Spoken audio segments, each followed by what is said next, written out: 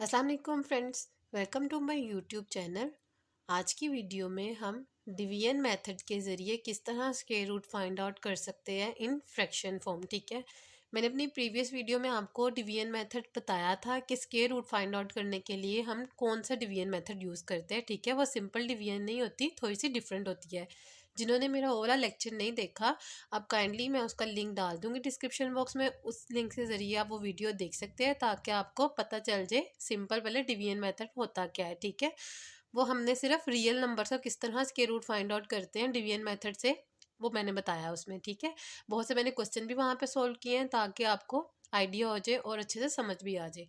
यहाँ पर हम आज करेंगे फ्रैक्शन फॉर्म में किस तरह डिवीजन मेथड के ज़रिए स्क्वायर रूट फाइंड आउट कर सकते हैं। ठीक है, बहुत सिंपल है, बहुत आसान है। ठीक है, फिर भी जिनको उस लेक्चर में कन्फ्यूजन है, आज मैं और कोशिश करूँगी अच्छे से समझा सकूँ ताकि थोड़ी बहुत जो कन्फ्यूजन रह गई है वो भी ख़त्म हो जाए। ठीक है, अपना पहला क्वेश्चन स्टार्ट करते हैं। हमारे पास फ्रैक्शन फॉर्म में दो टर्म्स दी हैं। ठीक है, हम ऊपर वाले की अलहदा डिवीजन मेथड के ज़रिए स्क्वायर रूट फाइंड आउट करेंगे और नीचे वाले का अलहदा। ठीक है, अब सबसे पहले क्वेश्चन स्टार्ट करने में सबसे पहले हम लिख लेंगे यहाँ पर टेकिंग स्क्वायर रूट। ठीक है, ये स्टेटमेंट लिख लेंगे। ठीक है, एंड देन हम क्या करेंगे, इसको हम स्क्वायर रूट की फॉर्म में लिख लेंगे।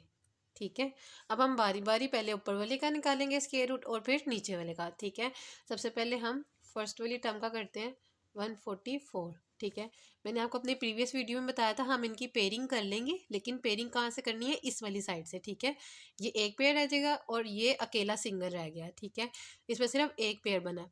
अब वन के लिए जब हम करेंगे, मैंने आपको पहले ही बताया था जो टर्म मैंने यहाँ लिखनी है वही यहाँ होनी चाहिए, सेम सेम लिखनी है। ठीक है, ऐसे नहीं करना कि यहाँ पर 2 और वहाँ पर 3 हो। ठीक है, ऐसा नहीं है, जो यहाँ लिखूंगी जैसे यहाँ पर 1 1 ज़ा 1। ठीक है, सेम सेम डिजिट्स होने चाहिए। ठीक है, ये इसलिए थोड़ी सी डिफरेंट डिवीजन कहलाती है उससे। अब 1 1 में से माइनस करेंगे, 0 आ जाएगा, 0 लिखने की कोई ज़रूरत नहीं है। 44 हम एज इट इज़ नीचे उतार लेंगे।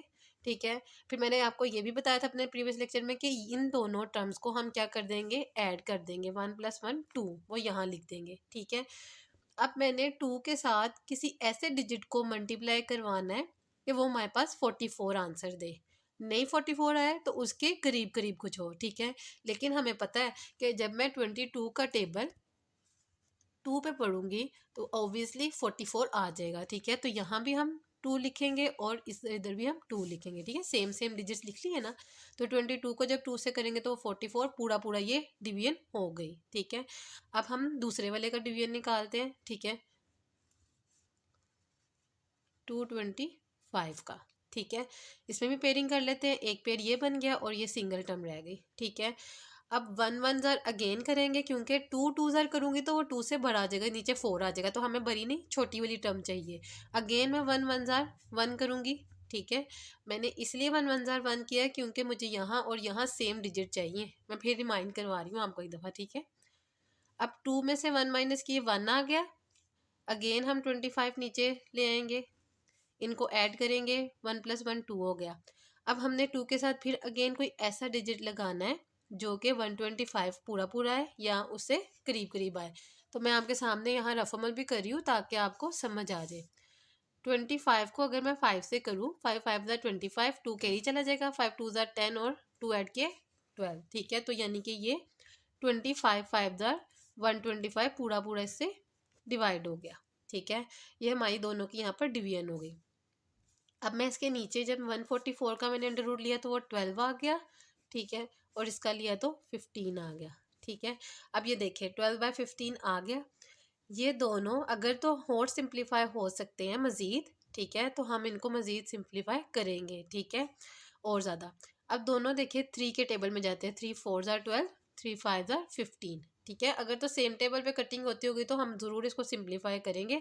अगर नहीं होते होंगे सिंप्लीफाई तो मज़ीद हम नहीं करेंगे, हमारा आंसर वहीं तक लेगा। लेकिन यहाँ पर कटिंग हो रही थी तो हमने उसको सेम ही टेबल पे कट कर दिया और ये हमारा सिंप्लीफाई होकर हमारा ये आंसर आ गया। ठीक है, आई होप आपको ये क्वेश्चन क्लियर हो गया होगा कि हमने किस तरह डिवीजन मेथड के ज़रिए फ्रैक्शन की फॉर्म में स्क्वायर रूट फाइंड आउट किया है। ठीक है, अब हम अपना नेक्स्ट क्वेश्चन सोल्व करते हैं। ठीक है, मेरी पूरी कोशिश होती है कि जितने मैं आपको मज़ीद क्वेश्चन सोल्व करके यहाँ पर दिखा सकूँ, वीडियो में कर सकूँ। ठीक है, बाकी ये आप पे डिपेंड करता है कि आप कितनी इसकी प्रैक्टिस करते हैं। ठीक है, जितनी ज़्यादा प्रैक्टिस करेंगे उतने ही आपको अच्छी तरह ये रूल समझ आ जाएंगे। ठीक है, अगेन हम वही स्टेटमेंट लिखेंगे जो मैंने ऊपर लिखी, टेकिंग स्क्वायर रूट। ठीक है, लिख लिया। स्क्वायर रूट लूँगी 169/256, इसको मैंने स्क्वायर रूट की फॉर्म में लिख दिया। ठीक है, अब मैं फर्स्ट वाली टर्म का लूँगी पहले स्क्वायर रूट, फिर देन सेकंड वाली का। ठीक है, यहाँ पर मैं लिख लेती हूँ 169। अगेन पेयर अप करेंगे, ये पेयर बन जाएगा और 1 as it is single term ही रह जाएगा। 1 1 जार 1 आ गया, 69 को नीचे लेके आएंगे। ठीक है, इन दोनों को ऐड करेंगे, 1 + 1 2। ठीक है, अब 2 के साथ किसी ऐसे डिजिट को मल्टीप्लाई करवाना है जो कि 69 आए, नहीं आएगा तो उसके करीब करीब आए। ठीक है, तो मैं 23 को जब 3 से करूँगी, 3 3 जार 9, 3 2 जार 6। ठीक है, 69 आ गया। तो यहाँ पर 3 ऐसी टर्म थी, ऐसा डिजिट था जो कि इस पर पूरा पूरा डिवाइड हो गया। 169 का तो मेरे पास आ गया 13। अब मैं दूसरी टर्म का निकालती हूँ 256 का। ठीक है, उसमें भी हम सबसे पहले पेयरिंग कर लेते हैं। ठीक है, 1 1 जार अगेन 1 करेंगे, क्योंकि 2 2 जार करूँगी तो वो 4 हो जाएगा, 2 से बड़ा हो जाएगा, तो हमें उससे छोटा वाला ही चाहिए था, तो 1 1 जार 1 ही किया हमने। 2 में से 1 माइनस किए, 1 आ गया। 56 का पेयर नीचे उतार लेंगे, 1 + 1 2 आ गया। अब अगेन हमें 2 के साथ एक ऐसा डिजिट चाहिए जो तो 156 में पूरा पूरा डिवाइड होता हो या उसके करीब करीब आंसर आए। ठीक है, तो मैं 26 को 6 के साथ करती हूँ। 6 6 जार 36, 3 इसको कैरी चला गया, 6 2 जार 12, 12 में 3 ऐड किए तो 15। तो ये इसको 6 पे किया, 26 जार 6 पे किया तो 156 पूरा पूरा इस पर डिवाइड हो गया। ठीक है, सॉरी मेरे से यहाँ मिस्टेक हो गई, यहाँ पे मैंने 6 लिखना था। ठीक है, 13/16 आ गया। क्लियर हो गया। अब ये दोनों किसी सेम टेबल पे नहीं जाते कि इस पर मज़ीद कटिंग हो सके। ठीक है, तो मज़ीद सिंप्लीफिकेशन नहीं हो रही, तो यहाँ पर हमारा यहाँ तक ये आंसर आ जाएगा। क्लियर हो गया। अब हम अपने नेक्स्ट क्वेश्चन की तरफ चलते हैं, जो कि हमें फ्रैक्शन की फॉर्म तो है लेकिन मिक्स नंबर है। ठीक है, मैंने आपको पहले भी फ्रैक्शन की फॉर्म में किस तरह बताया था कि मिक्स नंबर को हम ब्रेक करेंगे, 64 को 5 के साथ मल्टीप्लाई कराएंगे, जो आंसर आएगा उसको 41 में ऐड कर देंगे। ठीक है, तो जब हम इसको सिंपल कर देंगे, सिंप्लीफाई इसको इससे मल्टीप्लाई करा के इसमें ऐड करेंगे, तो हमारे पास आ जाएगा 361/64। अगेन मैं यहाँ पर स्टेटमेंट नहीं लिख रही, लेकिन आपके लिए लिखना ज़रूरी है। ठीक है, अगेन मैं इसको डायरेक्ट स्टेप कर रही हूँ। ठीक है, स्टेटमेंट लिखे बगैर ही उसका हम स्क्वायर रूट ले लेंगे। ठीक है, अब मैं ऊपर वाली टर्म का लूँगी एंड देन अगेन हम नीचे वाले का अलग-अलग कर देंगे। ठीक है, 361 का जब करेंगे ये वाले पेड़ बन जाएगा और ये अलग रह जाएगा। 1 1 जार 1 कर देंगे। ठीक है, 3 में से 1 माइनस किए 2 आ गया और अगेन इधर 61 लिख दिया। ठीक है, इन दोनों को ऐड करेंगे, 1 + 1 2 आ गया। 2 के साथ अब कोई ऐसा डिजिट हमने लगाना है कि वो 261 आए या तो उसके करीब करीब आए। तो मैं 29 को 9 से करती हूँ, 9 9 जार 81, 8 इसको कैरी चला गया, 9 2 जार 18, 18 में 8 ऐड किए तो वो कितना आ जाएगा, तो वो बन जाएगा 26। ठीक है, तो यानी कि 9 ही ऐसा डिजिट था जिस पे ये पूरा पूरा डिवाइड हो गया। ठीक है, अब अगेन मैं किसकी करूँगी, 64 के लिए।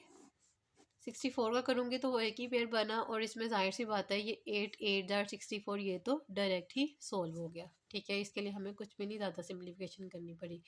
तो मैं यहाँ पर लिख सकती हूँ √361/64 मैंने लिख लिया। ठीक है, इस 361 का क्या आया, 19 आया और इसका क्या आया, 8 आया। ठीक है, अब मैंने जब पहले भी मिक्स नंबर के क्वेश्चन सोल्व किए थे तो मैंने आपको एक बात बताई थी कि जिस तरह की फॉर्म में हमारे पास क्वेश्चन होगा हम उसी फॉर्म में आंसर निकालेंगे। ठीक है, यहाँ पर हमारे पास सिंपल फ्रैक्शन की फॉर्म में था तो हमने आंसर भी इसी फॉर्म में दिया।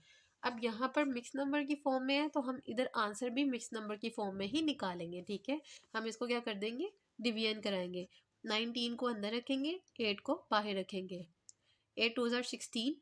ठीक है, एंड 8 3 जार 24, तो 3 पे तो बड़ा हो जाएगा, तो 2 जार करेंगे तो 16, 9 में से 6 माइनस किए 3 आ गया, तो ये हमारा आंसर आ जाएगा 2 3/8।